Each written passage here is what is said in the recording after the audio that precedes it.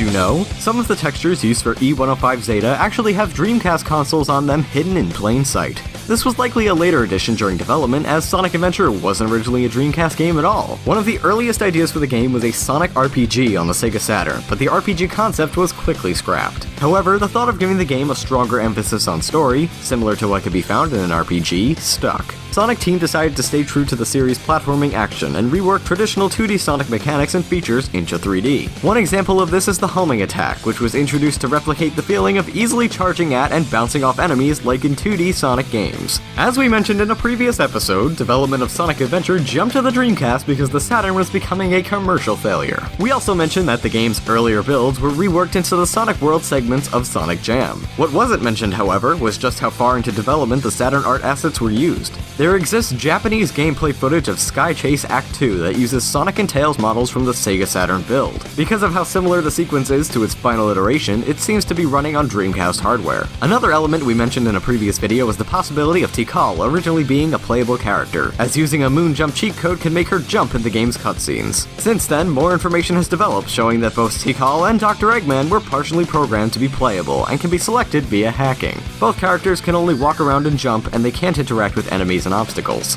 In order to research environments for Sonic Adventure, Sonic Team organized a trip to Central and South America. None of the developers had ever seen genuine ruins and jungles before, and tools like the internet were too primitive at the time to find reliable references. The team wanted to make the game world as believable as they possibly could, even going as far as to use their own photographs as textures in the game. Tails' Sandhill subgame was inspired by people boarding on sand dunes in Ica, Peru. Sonic Team weren't even aware the sport existed and were so impressed that they included it in the final game. Another notable shift in the game's development was the inclusion of the often criticized E102 Gamma segments. What's interesting is that these levels were included by fan request. Sonic fans appealed to Sega, asking them to incorporate some sort of shooting mechanic into the series. Sega wanted to satisfy their audience, but felt the shooting gun didn't fit Sonic's character. Sonic Team's solution was to create a new armed character, possibly based on Egg Robo from Sonic & Knuckles. Sega also included a different kind of fan service. In the original Japanese release of Sonic Adventure, a mechanical cowgirl billboard could be seen within Casinopolis, and a moaning sound would play whenever the player touched it. This was replaced with a generic sign in international versions of the game for obvious reasons. This version, however, was also toned down from the Sonic Adventure auto demo prototype. In this version, the girl was a fully fleshed out Playboy-style bunny with a mini-bar.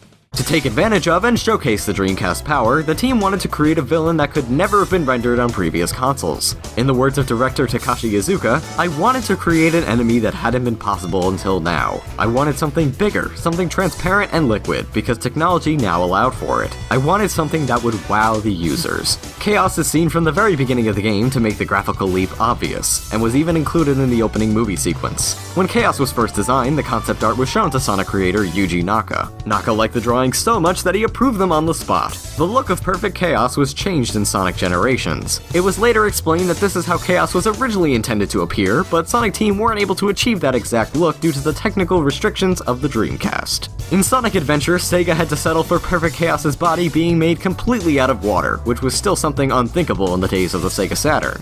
The direct inspiration for Chaos's concept and presentation is uncertain. In Greek mythology, Chaos was the name of the first deity to come into existence, and is described as vast and formless. Chaos is put forth as a godlike creature in the game, and one of his key features is changing forms. However, Chaos could have another more scientific inspiration. There's a close relative of the amoeba called Chaos. These organisms can change form, are mostly translucent, and have a noticeable opaque blotch in them accompanied by smaller mitochondria floating around. This seems very similar to Sonic's Chaos, especially how he was depicted in concept and promotional art. Although his real-life origins are ambiguous, Sega have explained Chaos's virtual beginnings on their Japanese website. Chaos is actually a mutated Chao. The Chao themselves were a progression of a feature from Nights into Dreams called A-Life. A-Life involved artificial life forms called Nighttopians, which could be merged with other creatures and even bred. The game kept track of the moods of the Nighttopians, which would alter the tempo, pitch, and melody of the music depending on the state of the Nighttopians within a level. Sega wanted to take this idea of nurturing a creature that grew with the player and migrate it into Sonic Adventure to break up the pace of the game. Not only did they want to mix up the gameplay, but they also wanted people who weren't necessarily good at action sequences to be able to play and enjoy the game. Finding Chao eggs and raising them also imperceptibly made these players better better at the game's action sequences and help them progress. Takashi Iizuka stated, "We really wanted to introduce Sonic to people who weren't good at action games and expand the reach of the game. That's why we included the Chow in the design. We really just wanted to expand the world of Sonic and to expand the game to people who had never had the chance to play a Sonic game before." The Dreamcast version of Sonic Adventure states that Chow Gardens were created in protected environments. However, it's possible to drown in the pools in both the Egg Carrier and Mystic Ruins Chow Gardens. You can also drown in the Dark and Hero Chow Gardens in Sonic Adventure 2 on the Dreamcast. This can only be done with Tails though, as he's short and most of his head is submerged. The water was made shallower in Sonic Adventure 2 Battle, making the areas safe again. Sega also changed the Chow Gardens in Sonic Adventure DX for the GameCube. What's confusing about the change, however, is that players can still drown in them even though the problem had been solved in Sonic Adventure 2 Battle, which released the previous year. That's all for today, but before you go, we'd like you to vote on what series you'd like us to cover more of in the future. A video on Disney games or a video on Super Smash Bros. You can also vote by leaving a comment down below. If you'd like to watch another video on Sonic Adventure, or just want to read a bunch of angry YouTube comments, then why don't you go check out my video on the game. The link's right there on the screen, so why don't you go give it a click, and have a good day!